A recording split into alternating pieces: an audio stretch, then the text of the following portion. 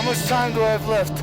You do not have the strength to go to the summit. I don't want you to die. I got plenty of oxygen to get me up and back. You can't climb a mountain on your hands and knees. Now turn around.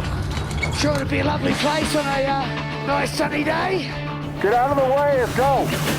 What happens when a handful of mortals takes on the mother of all mountains? Strangers to one another, they share a single ambition, and they're willing to risk dying for it. There's just something very magical about this mountain. No one said it was going to be easy. Their dream and their survival depend on the skills of their leader. Nothing comes for free here. Now the work starts. In a 2-month ordeal, 8 determined men struggle to the summit of courage and obsession. Let's go. This is Everest up close, through the eyes of courageous climbers. Everything's a struggle, everything is slow motion. The odds for me are getting a little bit worse. People die. The ultimate question of the ultimate climb: is Everest worth the price?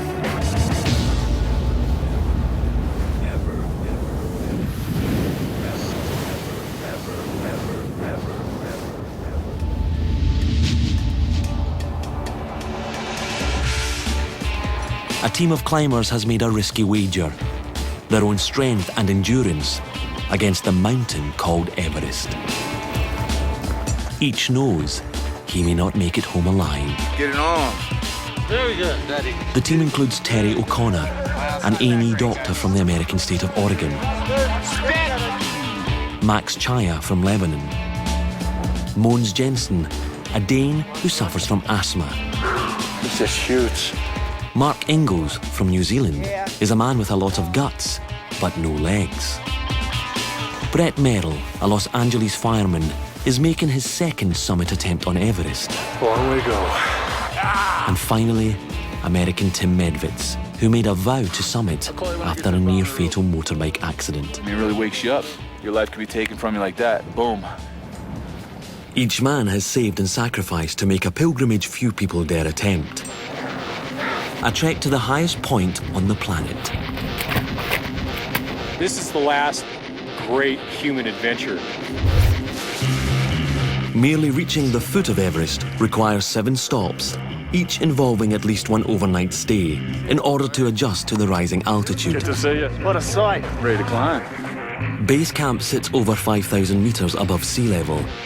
Here, climbers have 1 week to prepare for the 2-month campaign to the summit. Don't forget the food. They've signed up with expedition leader Russell Bryce. Ah, nice gentle stroll. They've got a dream. They've got an ambition to reach the summit up here. And if I can help these people push themselves to their limits, for them to fulfill that dream and for them to shed a tear on the summit, then I've fulfilled my goal. Bryce is something of a mountaineering legend. His climbs up Everest's toughest routes have made history. And he's taken more climbers to the summit than any other expedition leader. We've had 137 people on the summit of Everest. A New Zealander, Russell has made the mountain a second home, and the Sherpas his extended family. I know the Yak Men, I know the Sherpas, I know this valley. I've been here more than most white people. Climbers come to Russell because he's never had a death on any of his 13 expeditions. The Sherpas call him King of the Mountain, but Russ knows better. I'm not king on this mountain, man. No one's king. Only the mountain's king. Not us. We're mere mortals. No insurance company in the world will cover Russell's business. His only protection is knowledge, discipline, and the skill of his Sherpas.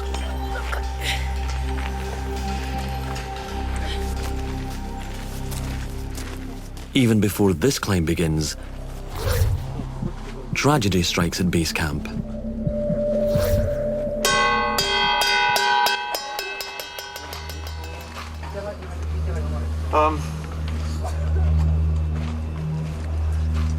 One of our Sherpas died. So I'm sorry. The Sherpa was hauling supplies to a high camp when he was struck down by altitude sickness, a common danger on Everest. He's a young Nepali boy. that worked for Pulba as his cook. And Pulba wanted to help him by bringing him here.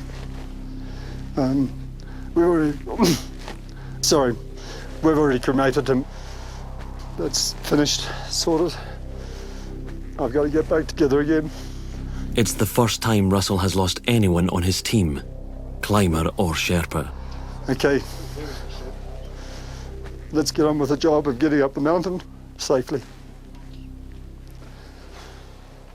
Shall we go for a walk around? Yeah. I've had to deal with a lot of bodies in the past, but this is the worst thing that can ever happen to me, is one of my Sherpas die. So I'm pretty sad today. Sherpa has died, and it's just it's a tragedy. Yeah, pretty shattered by the whole thing, because I mean they're here because we're here. See Russell in tears like that, this strong guy who I look up to, and seeing them all breaking down like that, it's kind of humbles you a little, It's not going to be easy for us to start the expedition like this. But there is little time for grieving. The weather loosens its grip on the summit for just 2 weeks a year, and the team must be ready.